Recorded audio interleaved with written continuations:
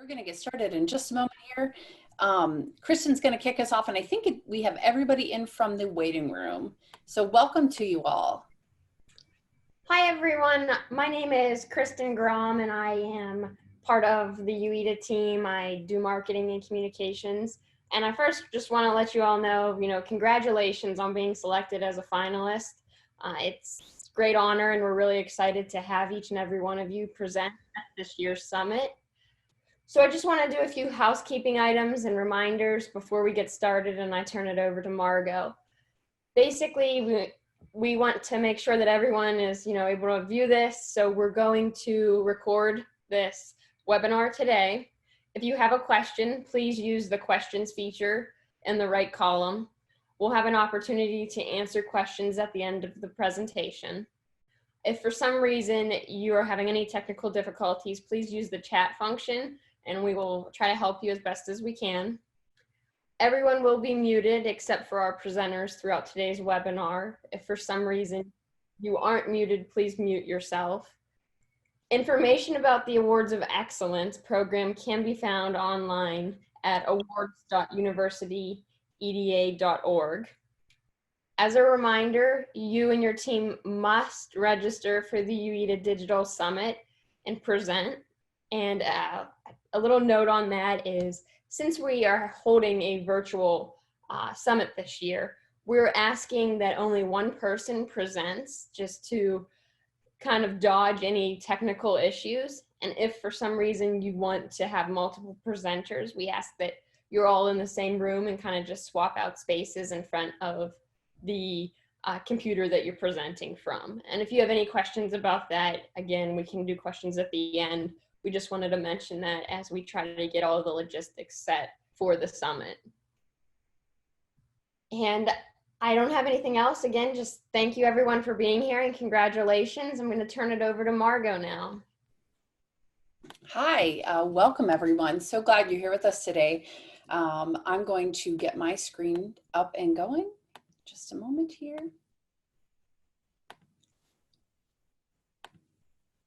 So welcome everybody. We're so glad you're here today with us. Good morning to some of you. Good afternoon to others. It's morning here for me up in Alaska. My name is Margot Fliss. I'm with the University of Alaska Center for Economic Development. I have been on the UEDA board for the last 2 years and actually the chair of the summit, not the summit committee, excuse me, the Awards of Excellence committee for the past 2 years. And I really enjoy it. I get to learn a lot about fantastic programs all across the United States. The purpose of today's webinar is obviously to give you an idea of what to expect. Some of you have not presented at the Awards of Excellence before. Some of you might not even been able to attend before. And so we want to say welcome to all of you. We really want to give you a heads up, not only on what to expect, but also we have the added element of it being a virtual summit this year. We're really excited about that. However, we know that technology can add in layers of anxiety, and so we want to try to answer all your questions today, help you be as prepared as possible, and put your best foot forward. So on behalf of the UEDA Awards of Excellence Committee, I want to again congratulate all of you. We have a couple of award committee members on the call with us here today. So thank you to them. They do a lot of hard work to make this, make this happen every year. So some of the things we're going to cover in today's webinar. Obviously, we're going to highlight some key deadlines, things that need to be turned in, when, and to whom. We're going to review the logistics of the awards presentations. Those are a little bit different this year. So if you have any questions, again, you can write them in the question feature and you can write them down and ask at the end. We're going to explain the judging criteria and how winners are selected. We're going to share some helpful tips as you prepare for your presentation. I'm sure that many of you are quite accustomed to Zoom or other virtual platforms to have presentations, attend webinars, things of that nature. And so we just want to share some tips and tricks that we have, as well as general tips on how to put your best presentation forward. We're going to talk a little bit about campaigning and again, answer any questions that you might have. So to start off, some important dates. Some of these are things that we asked you to do as soon as possible. If you haven't done them yet, that's okay. Be sure to reach out, send the information to events@universityeda.org. So first off, send an email with your presentation team and their email addresses. Register all of your team members for the annual summit. Sign and return the speaker agreement form. And then something that we say, you know, as soon as possible, but something we would encourage you to do right up until when the summit starts. The fantastic thing about a virtual summit is that you can have people from across your institution and your community join you, watch you present, cheer you on, and then get to see a number of other fantastic presentations. So we highly encourage you to talk about how proud you are to be an Awards of Excellence finalist and encourage others to come watch you present and participate in the conference with us. So August 21st, that's today, we're all here for the Awards of Excellence presentation. We know that some people, if they can't make it, that's why we're recording things, so we can ensure to get all this great information out to them. Then for August 28th, we are asking for photos and logos in vector format be sent to that events@universityeda email address. Finally, we ask that if you have any digital assets that you wanted to be included, usually we have a lovely hall where people get to have tables and they can put out information about their program. Since we're going to be doing the summit virtually this year, we have a slightly different take on that. If you have information you would like to include, we ask you submit that by the 7th of September. And finally, we ask that you email your presentation by the 14th of September. So I'm going to mention this a little bit more later on, but the presenters will be controlling the presentations throughout. However, as we all know, tech glitches happen. So we like to have them ready to go just in case anything happens. We will have it queued up and we can make it as seamless as transition as possible. So the schedule is going to look a little bit different this year. So I have, you'll see a talent day is kind of highlighted in that rosy color there. Innovation day is in that orange color, and place day is in that blue-green color.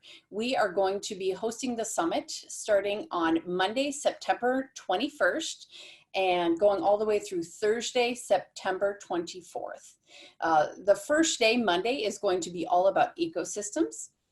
The second day, Tuesday, is going to be talent day. The third day, innovation day. The fourth day, place day. So on talent day, we will have 2 sessions running concurrently. The Talent Awards of Excellence Finalist and the Talent Plus Place Awards of Excellence Finalists. Those are both happening between 1 and 2:30 at Eastern Time, and they will be happening in Zoom breakout rooms. So unfortunately, people cannot attend both of those simultaneously, but we ask people, you know, choose the one that is of most interest to you. So that'll be happening on the first day, Tuesday. On the second day, Wednesday, that's Innovation Day, we will have Innovation and Innovation Plus Place running concurrently. And finally, on Thursday, we will have Talent plus Innovation and Place running concurrently. So as for timing, this is the part that's a little bit different this year. All Awards of Excellence finalists will have 5 minutes of Q&A after their presentation. That's something that we have done in years past. Since things are virtual, we have divided up the time so that if you are in the innovation category, you have 15 minutes to present. If you are in the talent category, you have 12 minutes to present. If you're in the place category, you have 15 minutes.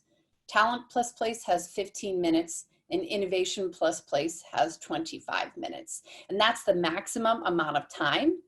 We do recommend that you practice your presentation many times over. As many of you who have attended presentations before or presented yourself before know, the time just seems to fly by.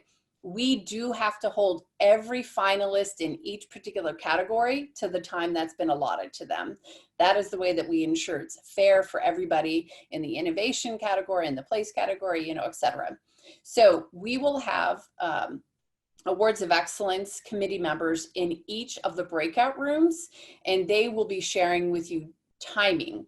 So generally you get, maybe like a 5-minute warning, a 2-minute warning, a 1-minute warning, and then they will have to say, thank you so much, great job, your time has now completed.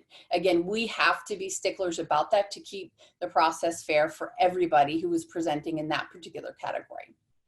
After you present, you will have 5 minutes of question and answer that will be moderated by a UEDA staffer or an Awards of Excellence committee member. Now, often people go over that, so 5 minutes ends and there's still many people in the virtual room or in the room when we're in person who have more questions, and that's okay. If we have a little bit of time at the end, we will encourage people to be able to ask more questions. We also have a great platform where we will encourage people to reach out to you directly and ask follow-up questions there. So the logistics of each room, since they're going to be running concurrently, we're expecting maybe 75 to 100 attendees in that room. Again, it's a virtual room, it's a Zoom breakout room. So presentations are preloaded. Again, we've asked that you send your presentation to the UEDA staff so that it's ready to go. We also ask you have it polished and ready to rumble on your computer. The presentations will be controlled by you, the person who is presenting. Obviously, all of this is taking place over Zoom, and the sessions that are running concurrently will be happening in Zoom breakout rooms. And then there will be a question and answer section that is moderated by an Awards of Excellence committee member. So, for the categories, we have talent, innovation, and place, and then we have the intersection of those categories. So I always like to review this. Some of you might have applied in talent and said, this is where I think my project really belongs. And we, the committee might have moved you to a different category that we actually felt your project would do even better in. So we have talent, innovation, and place, and then the intersection of all three of those. So those are the categories for each of the Awards of Excellence finalists this year. So judging criteria. These are the same judging criteria that are used to decide if your presentation moved from the application to the finalist stage. This is incredibly important. We give an overview of this when the session starts to all of those in attendance about what they should be looking for in ranking the presentations. We're looking at originality and creativity. Really what we want to know as UEDA members, is this something that was created at your institution or at your organization? How is it creative or innovative or different, maybe than things that you at your institution have done in the past, or maybe it's something brand new that many other people have never seen before. We really want to know about impact. Many of us often work at institutions of higher education or organizations where we have to track things like metrics. People want to know the impact your program is having either on your students, on your community, on your region. It's really important to be able to talk about the impacts your program is having. Now, for some of those presentations that are maybe only a couple of years in, talk about the impacts you have had thus far. And also talk a little bit about what you predict might be happening over the next year.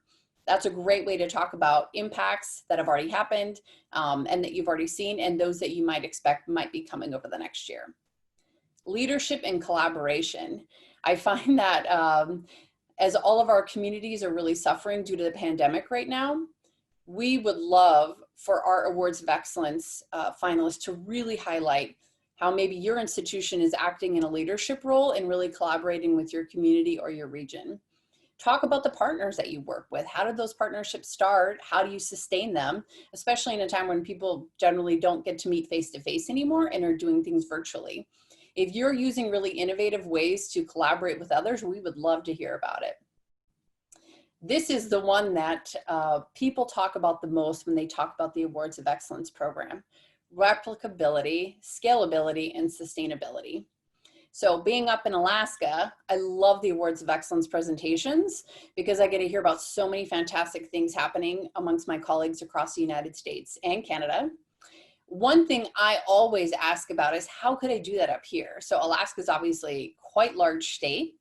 We have rather small population centers compared to the rest of the lower 48. And we have large parts of our state that are very rural. So what I love to hear is a program talk about how I might be able to replicate some of the learnings and findings that they have had come out of their program or project up in, you know, my area, in my community. Talk about how your particular project might be scalable either in your own community or region or in other places in the United States. Finally, the last thing that is very natural that happens when you watch a presentation, people are grading and ranking you based on your presentation skills. One thing I'm going to mention when we talk a little bit about some tips and tricks is I'm sure many of us have been on many webinars over the last few months. We have been in many different virtual conferences, and I think it's incredibly important to remember that people want to be excited and hear about the great things that you're doing. Don't underestimate the value of the tone that you bring into your presentation and the excitement you have about the work that you're doing. People want to be engaged, and I think that's particularly hard to do in a virtual format. So presentation skills are also something that you will naturally be graded on. So a little bit more about how the ranking or ballots are going to work this year. So this is a little bit different since we're going to be in a virtual format. So all of those in attendance are given a ballot. I believe it's going to be a link to some kind of like a survey that they are allowed to fill out. What will happen is a couple of things. First, everybody who attends the session who is allowed to vote will receive a link. We ask that anybody associated with your project or your institution does not vote for anybody in that category to ensure things are fair and ethical, right? So everybody who attends the session and is allowed to vote will receive a link to a ballot and receive a keyword at the beginning or right before the presentations start. Then once all of the presentations have concluded, they will receive a second keyword and ask that, you know, we'll say, go ahead and vote, or, you know, go ahead, take some time and fill out that link. We ask, of course, that they rank them based on the criteria that we just went over, and they will rank the presentations. And again, we ask that everybody who votes is not affiliated with any of the institutions presenting. And we also require that they attend all of the presentations. That's the way that it is the most fair to all of the presenters in that particular category. So the way that we are going about that, again, is they're going to receive a keyword right before the presentations start and then a keyword at the end. If a ballot is turned in without both of those keywords, it will not be considered valid. So they will receive a link, they will vote. They will have to have the two keywords. And then finally, we are only accepting one ballot per IP address to ensure that we don't have multiple votes coming in from one particular person. And if there's any questions on that, we can ask them at the end, and Tim also might be able to pop in and kind of clarify that. But the UITA team, major props to them. It's incredibly hard to have a really ethical, well-done voting process for something such as the Awards of Excellence online. And so I think that they came up with a solution that is going to work really well, and we're very happy with it. So finally, campaigning guidelines. Again, this is a little bit different since we're not going to be in person this year. Some of the things that we talk about with campaigning are in person, people are allowed to set up information about their program or project at a booth that others can come visit, ask them questions, things like that. However, we ask that all Awards of Excellence finalists do not use summit sponsorships or advertisements that mention or kind of try to promote your initiative over others. Email solicitations, payola, or any other form of campaigning or bribing is obviously not acceptable. If you have any questions regarding this, we ask that you reach out directly to Tim, our executive director. Again, this is a little bit different since things are going to be virtual this year. This is something that we ask just to make sure that everything is fair, and it's a process where everybody has the best opportunity to become the award winner in their specific category. So now I'm going to go over some virtual presentation tips. And again, some of these are based on not just presenting on Zoom, but having done many Awards of Excellence presentations, I've been to them, excuse me, I've been to many. I have been a presenter myself quite a few years ago. We ask that you practice, practice, practice, including presenting in Zoom. Something that often happens is when a presenter is trying to control a presentation and the Zoom at the exact same time. Sometimes that can be a hiccup for some people. So we suggest you set up practice sessions with colleagues, friends, anybody at your institution, where you practice and do a full run through with all of your technology. This is something that happens year after year. And if you'll excuse me for just a moment, I had to let somebody in from the waiting room there. Oh, excuse me. Something that happens every year, our presentations have glitches, right? We cannot stop the time for that. So we say practice, practice, practice. And then the only caveat to that is that we will have all of the presentations loaded up and ready to go with the UETA staff in case something catastrophic happens with your Zoom. But we ask you practice. If you have videos, make sure that they're embedded well and that you've practiced playing them within your presentation. Another thing that I think is become much more relevant with everything being virtual, we really encourage people to focus on the story of their program. One thing that we've talked extensively about in the Awards of Excellence Committee is that virtual engagement can be hard.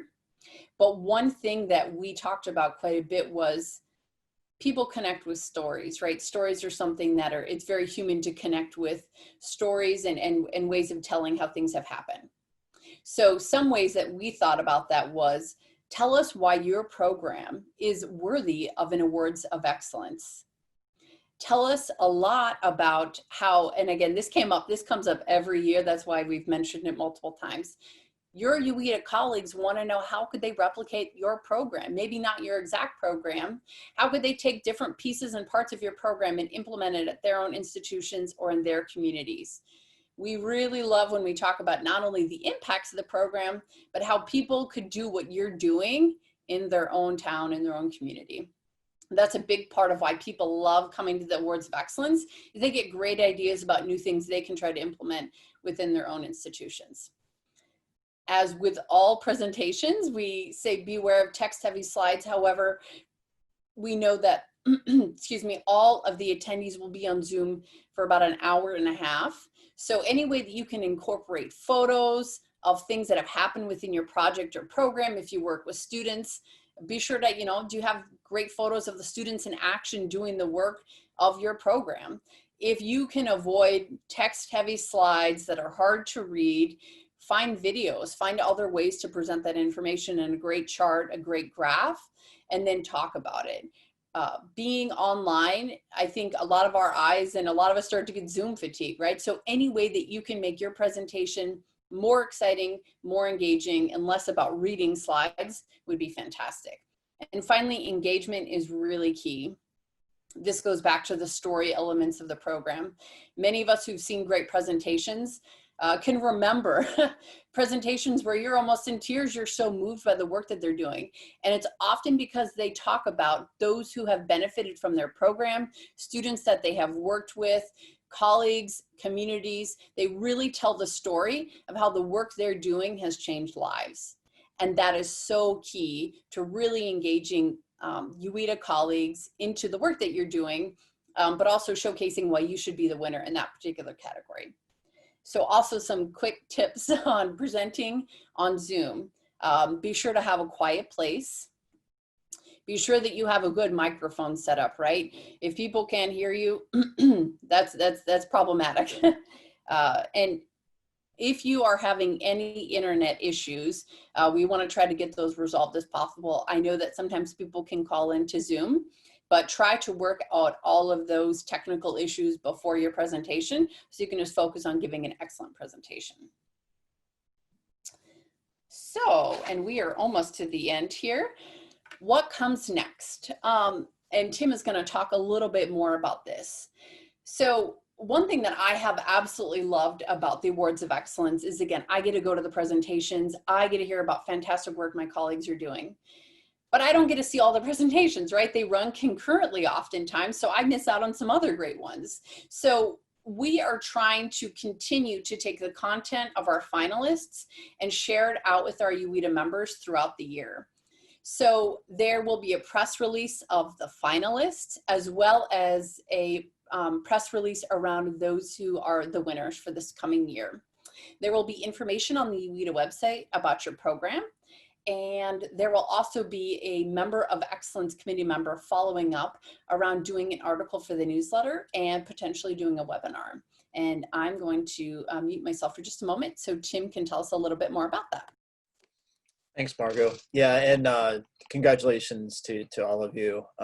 And I even just no matter how much we try to pivot, with the switch to the virtual format, I know that inherently there's some ghosts in the machine that stick around, and likely some conflicts in some of our even presentation here today. So we'll try to clear those up in the Q&A, and I'll try to hit a couple of those whenever we do break for that. But one of the things with that digital, the switch to digital is, there's typically much more visibility at an in-person summit with summit participants. While we will be archiving everything, we will also want to provide more exposure for you all. So you've won additional exposure, and that's going to be in the format of a newsletter article. You've probably started to see those come out in our newsletter recently, and they're a highlight of past award winners over the last year. So we're going to be working on that over the course of the next 12 months to have an article. And then part of that article too is we want to use that article to promote an upcoming webinar. So we will have a webinar that's scheduled that you'll have your own dedicated time, more than likely, that you can cover your topic in a little bit more detail. It's so hard to cover those things in, 12, 15, 5 minutes, whatever we allot, depending on your category. And, we want to make sure that we showcase that. So, and we're going to continue to try to think of ways that we can engage you all. We're launching these networks, these affinity networks of talent innovation in place at the upcoming summit. And we hope that, as best practices within those different categories, that you will serve as champions for that topic, and contributors. You're sort of the experts now in best practices. So we want to make sure that we showcase that, and therefore we're going to ask that you definitely participate in those to the best you can. It's a great place to post any resources that you might have from your projects and so forth. So so I'll turn that over back to you, Margot. Thanks. Wonderful. Thanks, Tim. And yeah, if there's anything we need to clarify, please be sure to pipe in there at the end. I will say this is something that I know that I love, and many of my colleagues continue to come back for. The sharing of best practices through the Awards of Excellence program is one of the people's favorite reasons for coming to the summit every year. They love to hear what you are all doing, and big congratulations, because all of you are doing fantastic work. Oh, excuse me. So some common questions that we kind of get every year, and we're going to try to address here, but obviously we're open to answering any other questions that you might have as well. How will question and answers be handled? So we mentioned that a little bit earlier, but question and answer, each awards finalist will have 5 minutes at the end of their presentation, and they will have a moderated question and answer session. Excuse me, that is when all of the participants in the breakout room will have the opportunity to ask questions, to follow up on the great work that you just presented about. And I think just to clarify that too, I think we're going to actually use the raise your hand function in Zoom to handle that. So we'll ask folks to raise their hand, and then we'll pull them in and they can ask the question live. I think that's a great way to do that. I know that I type slower, so sometimes my question doesn't fully get it can get misconstrued in my typing. Yeah, and we're as we're starting to try to continue to figure out the technology, and not that we're trying to figure out Zoom, but there's a lot of difference between Zoom webinar and Zoom meeting and what's appropriate. We want to do breakout rooms and all this stuff that we won't bore you with, but there's some decisions that we need to make that we're still trying to navigate. So, but I think for the purposes of this, we will be in Zoom meeting, so we will likely be using the raise your hand function. Wonderful. Thanks, Tim. Will we have time to practice? So I know that, again, this is a little bit different. Sometimes in the past when people are in person, they'll go to the room early and practice. That's why we ask you to practice many times on your own. We will also, and maybe Tim or Kristen could speak to this, I would suggest that you show up to the Zoom link, a couple of minutes early. I know we will have other things happening right before then. Show up a couple of minutes early, make sure you're all ready to go. You've got your slides up, you've got everything ready. Yeah, we'll have definitely a from our events team sort of a scenario of when you should log in, how you should log in, testing audio, testing video. We'll work on sort of a protocol for that, and that's part of that technology sort of build out that we're considering. Thanks, Tim. So yeah, we've got people working on that, but we will definitely have time beforehand to ensure that everything's working properly and we're ready to roll as soon as all of the UITA Summit attendees join us in the breakout rooms. So next question, can others from my institution vote, excuse me. And again, we kind of mentioned this earlier, no, nobody from your institution is allowed to vote in your category. However, they're welcome to attend all the other Awards of Excellence presentations, and they can vote in those. But nobody from your institution can vote in the category in which you are presenting. So when will we find out the category leaders? That's a great question. So we will be having, usually we have an Awards of Excellence banquet. That's going to be a little bit different this year. It is not going to be during those 4 days. It will be the following week.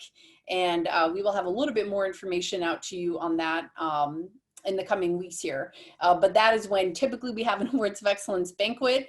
We will be having a culmination activity, and that is when the winners will be announced. And what do you win? So Tim brought this up earlier. We are doing a lot around bringing great recognition and talking about your program, and also letting you really talk a lot about your program through articles in the newsletter, through a webinar. And excuse me, one thing that we continue to find is that people really want to connect with the Awards of Excellence finalists, but the winners as well. And so the more that we get your name and the name of your institution and your program out there, the more people want to follow up with you and talk about the great work that you're doing. So this is where I want to pause for a moment. And Tim, actually, should we practice the raise hand function now if people want to ask questions, or they could do that, or they could type them into the chat? I don't know that I have it turned on right now because I think we allowed everyone in. So you can just unmute yourselves, and we're all adults. Just try to not talk over each other and use proper etiquette if you wouldn't mind. I know one question that, because I was also completing our agenda blocking as we're doing this. So I think one question that I know is going to come up is if I have a initiative that's under talent as well as talent and place, how do I be in 2 places at one time? So that's something that is becoming apparent in the thing that I'm building out right now, because our awards committee does not really take into consideration who submits it necessarily and who's presenting and so on and so forth. So I will look at all that and make sure that, and it might not be an issue. It might be that, while the person that submitted it is not the person that's presenting it, and that's totally fine. But, I want to make sure that we take a look at that. So if you do have any concerns about that, drop me a note in the chat, as well as, or send me an email in the next day or so that we can get that figured out. And of course we can move some things around. I think that applies to you, Tim, that Tim Scales, as I see it here, at least now. It might, and that's all the further I've gotten. It also appears to impact Northeast Wisconsin Technical College. So I'll check with Meredith on that. But do you see a conflict, Tim? Actually, that was going to be my question. So, yeah. Okay, I figured. Yep. All right. So we'll take care of that then. If you are going to be presenting everything, And it's going to be likely as simple as moving talent and place to place day instead of talent day. That would be perfect. Yeah. Yeah. So we'll consider all of that and make sure that that's appropriately changed. That won't change the times that you have to present. I know everyone has different times, and we're trying to make sure that everyone fills a full session. We know that most of you don't have a problem filling the time, whatever time we give you. So we're just varied time. So just make sure that that's clear in the amount of time that you're presenting. None of those switches will impact the time. The other thing I noticed in at least an archaic item that was in the PowerPoint was that that everything will be preloaded. So we're not going to really be preloading or able to preload any of the presentations themselves. And you're going to be running them from your machine. So, testing that video and testing those pieces of your presentation, we recommend doing that from the machine that you're actually going to be using to present from, just so that there aren't any glitches and there aren't any issues. We will be able to share sound and do videos and whatever you want to do. You're all familiar with Zoom by this point and understand the occasional hiccups and challenges that we have. So just make sure that you're aware of that. You'll share screen, and once you start sharing your screen, that's when your time will start. We do want to have a copy of your presentation on file. We have had technical issues, all of us, in participating in Zooms. Sharing doesn't work, even though you've done it 1,000 times. We've had it happen in some of our virtual town halls. So we want to have a copy of your presentation on file, and we'll have it queued up and ready to go. And then, you can present from there and just ask us when to advance. So animations, things like that in the slides, really wouldn't recommend a ton of that, because you're just going to be, if you do run into technical issues and we do have to run it for you, saying next, next, next, next all throughout your presentation is going to take up time, and it's not going to be as engaging. So just some food for thought there. That's the one other issue that I noted. So that's it. Back to you, Margo. Okay, 2 quick questions. To clarify, the guidelines for campaigning are essentially no campaigning, yes. And we all know that's a little bit different. However, we just, we want to ensure that it's a level playing field for everybody. That being said, I feel like we are trying to do a lot more to really get the word out about your programs this year. It's not just like you present once and then you're done. We really want to extend the time in which other UEDA members can connect with you and learn more about your program. Because again, everybody can't be in both sessions at the same time. So we really want to do a lot. So no campaigning. It's a good clarification, but we are going to be talking a lot more about your programs throughout the year, so you can continue to get great recognition and engage with others about the great work you're doing. So quick question on the photos and the logos in the vector format. Are they going to be used in the presentation? I think Tim or Kristen might be able to address that. My understanding is that no, it's not used in the presentation. It's used for promotional materials, but I will let them answer that a little more specifically. Yeah, so those articles that we're talking about creating, we have a section on our website dedicated to all the finalists. So that's what we'll be using those photos primarily for. As Margo mentioned, we'll likely have as part of what we're technically calling, I guess, Rally Day or something that's coming up, that announcement of the finalists who are selected as the category leaders. That will be on September 30th. We're going to be announcing that here shortly.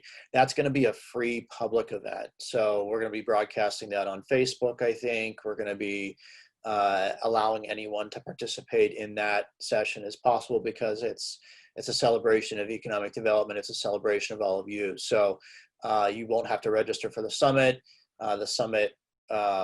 There's no registration fees, so you can invite anyone and everyone to participate that day. We want folks to become engaged in that effort. So that'll be again on September 30th. The times are probably going to be around the same time as the summit starts, so that's noon Eastern.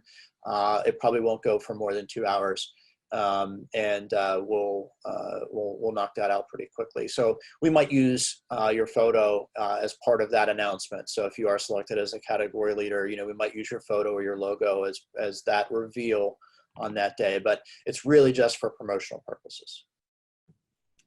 Thanks, Tim. So another quick follow-up questions, and if you have to make slight tweaks or changes after the 14th of September, is that okay? Just send an updated version of the PowerPoint.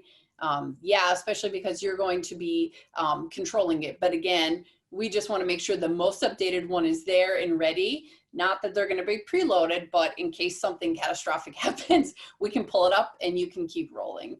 So that's okay if you have to update it. Just make yourself a note to remember to send the most updated version, you know, just in case. And I'm with Tim. I've had things go totally awry and I'm like, how? I've done this a million times, but you know, plan for the worst and then you hopefully feel more prepared and less anxious and ready to just do a, you know, fantastic job presenting. Okay, are there any other questions that we can answer right now? I had one more, Margot. Yeah, please go ahead. And maybe you said this, are there specific, I know there's specific time blocks, but will there be like a batting order coming out, I guess? Yeah, we'll provide that.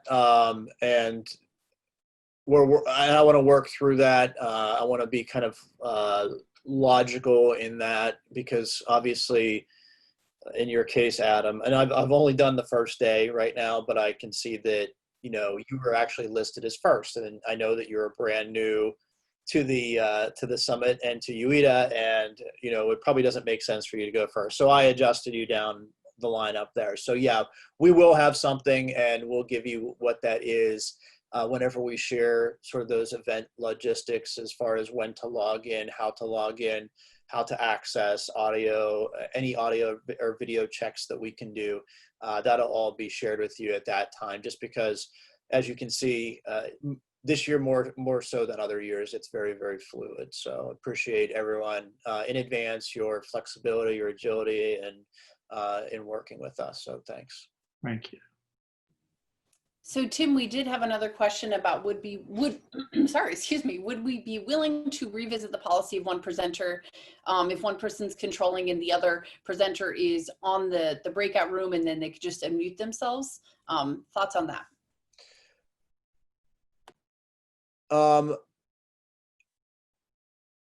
So we are, so that we can have breakout meetings, breakout sessions. We are doing Zoom meetings. So everyone is going to be in this format for the most part until we actually change things around. It's more of a logistical thing. We'll consider it. I don't want to make any guarantees. We just think that, you know, we're going to be juggling a lot of different things, turning things on and off. You know, we want this to be, well, it's our summit, and we want it to look great, you know, and we recognize that we're not using some fancy conference platform. And the reason behind that is because we want it to be engaging, and, you know, we're all practitioners and roll up our sleeves and get our hands dirty. And that's what our summit is all about, that engagement and participation. So we'll try to do that. I just don't want to have too many things going on back and forth and be confusing. I want to try to keep it as clean as possible. We'll consider that. That's why we said, if you do want to have presenters, you know, having someone present, and then if you do want to have a second one, being in the same room, practicing your own social distancing, and you know, move out of the way and letting someone else, you know, into the screen to actually continue the presentation. It's less hiccups that way. You know, we're not worried about 2 or 3 different connections and, oh, my second presenter didn't show up or what have you. So we're just trying to keep it as clean and simple as possible, because this is the first time we've ever done this, to be completely honest, and we want to try to be and have it look presentable. So, but we'll take a look at it. If we think that we can do it, we'll definitely give you that flexibility, but it's not something I would plan for at this stage. Yeah, and that being said, Tim, I think that I agree that we want to try to reduce those hiccups, because as many of you have seen when we've been in person, that hiccups happen even even when it's preloaded, it's all ready to go. Your presentation suddenly decides it's not going to work that day. But we definitely do realize that sometimes programs have like students they worked with, for example, that have been instrumental in helping that program be successful. And I'm not gonna lie, like people love hearing from students, so we understand that. So we definitely will think about how we could make that work as well as possible. Yeah, they're great questions. Margot? Yes. This is Tim Scales. If I might make a suggestion that one person makes the presentation and there might be multiple people who could answer the questions. That's a great suggestion, Tim. I actually did that myself when I presented. This was many years ago, but my boss, Nolan Clauda, was with me because I'd been with the project for a while, but he'd been there many years before I. So when people had, historic questions, it is nice sometimes to have somebody else there to be able to answer anything that you might not know, or to have a different perspective on, I'm the student, I'm a fellow faculty member, I'm the community partner, whatever. Sometimes having them there to help with the question could work well. Can I piggyback on that, Margot? Yes, And I totally agree. And that's what, I mean, we definitely want to try to have, use the virtual environment to engage as many people as possible. So like I said, we'll continue to try that. I will say that when it comes to questions and answers, we are having our roundtables at the end of each day. So those roundtables are going to occur at 3 p.m. Eastern each day. So, or I'm sorry, 3:30 p.m. Eastern each day. So you'll see on our schedule, it'll have talent roundtable, innovation roundtable, and place roundtable. If you're an Awards of Excellence presenter for that day, we'd love for you to come back to that roundtable. And the first part of that roundtable, now that the pressure's off of the awards and you're not presenting anymore, these roundtables are meant to be casual networking opportunities. So for that roundtable, we're going to open it up to questions. We want to open it up to questions to all of the finalists that presented that day. So if someone maybe missed something or couldn't quite catch a topic, and we'll allow everyone to collaborate during and answer questions during that session. So it'll be just kind of like this, where we'll call on you and we'll have that kind of interaction. And then, the question might be for, the Market Research Center at Seton Hall University, and we'll cue it over to Adam to answer that question. So again, pressure will be off, but it'll be a more casual environment, and we will have the ability for others from your teams to participate in that session as well. After we get through some Q&A, I don't know how long that'll take, but we'll have some Q&A, informal Q&A as part of that roundtable. Then we're going to just randomly assign breakout rooms, give you a couple prompts, and let people interact and network with each other in smaller groups. So that's kind of the vision of those roundtables. So there will be another opportunity for folks to ask questions of your teams in a less structured, less nerve-wracking environment of the actual presentation itself, if you want to call it nerve-wracking, but less formal voting's done. So. Thank you, Tim. So we had another question, if we could share a little bit more about additional fees or registration, and if those are due soon. Yeah, of course, we'd love for you to participate in the whole summit. So to participate in throughout the entire summit, we'd love for you and your teams to register. The registration fees are very reasonable. Everyone will get the member rate, regardless of being a member or non-member. That will be part of your packet that you will receive from our events team. If you have any questions before then about any of those logistics around registration or otherwise, our events team is a very basic email address, and it's events@universityeda.org. And maybe Kristen, if you can throw that in the chat so that they can access that. Then there's another one, summit@universityeda.org. Either one of those goes to our events team. So if you plan to participate in the summit beyond your presentation, which we would love for you to do, then please register, encourage others. We also have a an ecosystem registration this year, which is our group registration. We're doing some very unique ecosystem-based engagement opportunities, especially on Monday. So for the same price, essentially, that you would come to our in-person summit, you can actually have 12 people participate in the summit. And we're encouraging all of our higher ed institutions that are members and non-members alike to use that as an opportunity to engage your allies and your partners, maybe on this project or maybe otherwise, because we're going to be leading some design thinking charrettes. Margot actually is going to assist, I think, with that as well, and lead some a great conversation. So we've got a great slate of engagement opportunities throughout the entire conference. The charrettes are going to be prompts around equitable economic development, international engagement, rural economic development, and balancing health and the economy. And each day we're going to take a look at those different pieces that are affecting our regions through the lens of talent or innovation or place. So it'll be a really fascinating discussion there as well. So lots of great content. Hope you'll participate in the whole thing. You all will get the member rate, whether you're members or not, because the non-members have already paid an application fee. So you all get the member rate to participate. Anyone from your teams can participate as members. Again, if beyond probably three or four registrations, you're just going to want to do the ecosystem registration because that's a group membership and it'll end up being significantly cheaper for you. If you just want to participate in your one session, we can accommodate that too.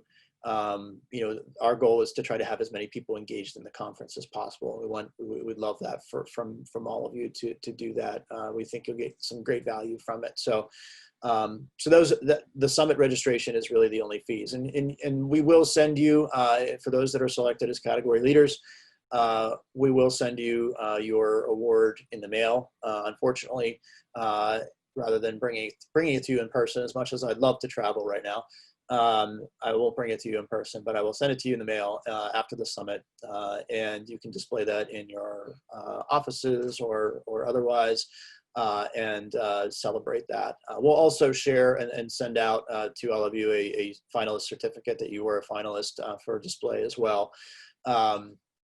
We'll recognizing that this is definitely a unique year. Whenever we are able to get together in person again, we will try to create additional opportunities to recognize you in a public forum as often as we can. So yeah. Wonderful. So I think one more question I see in the chat. Mars was wondering what happens if two presenters are in the same room using the same Zoom. Are you worried about like feedback, Mars, between the two computers? Is that kind of what you were talking about there? No, what I was saying is, as you were saying, one presenter per presentation, if it just happens that with proper social distancing, some of the presenters have the ability to be using the same technology, being in the same room, would we allow them to have two people present rather than one? That was kind of what I was referring to. That's a great question. Thanks, Mars. Yeah, so typically when we're in person too, we have had, presenters where there was two people going, and similar to as if you were to go up to a podium and kind of switch over. I would assume you'd have some kind of practice this if you were going to do that, but one person would quickly move to the side, obviously, and let the next presenter be in front of the camera and ready to roll. But I think that's something that could work well if that's, obviously totally up to the institution and the people who are going to be presenting though. Any other questions, sorry, excuse me, that we can answer at this time? And again, as Tim mentioned, we will still be reaching out, sending additional information. And if you have any other questions, we're very happy. You can send us an email, reach out. We want to make this as wonderful of a process as we can. We know that there's added elements of being on Zoom and it being a virtual conference. There's going to be fantastic content. I could tell you that, having read all the applications myself, it is going to be absolutely fantastic. So very excited about that. But if we can help answer any questions, talk through anything with you to ensure that the process is as smooth as possible, we are very happy to do that here, happy to help with that.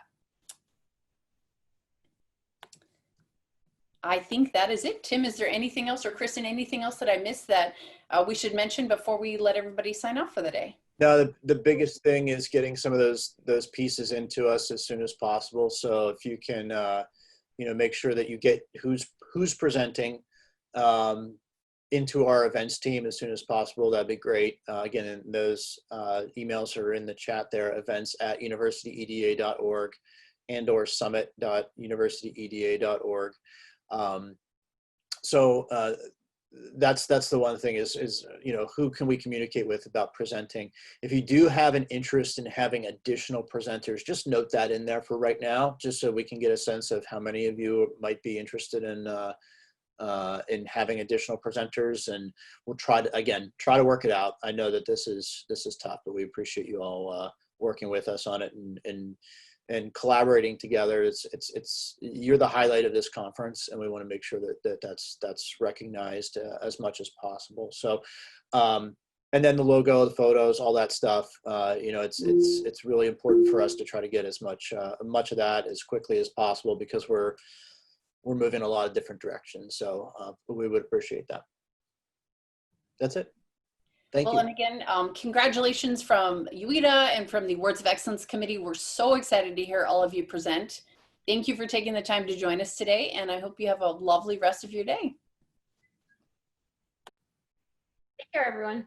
Bye-bye. Thank you.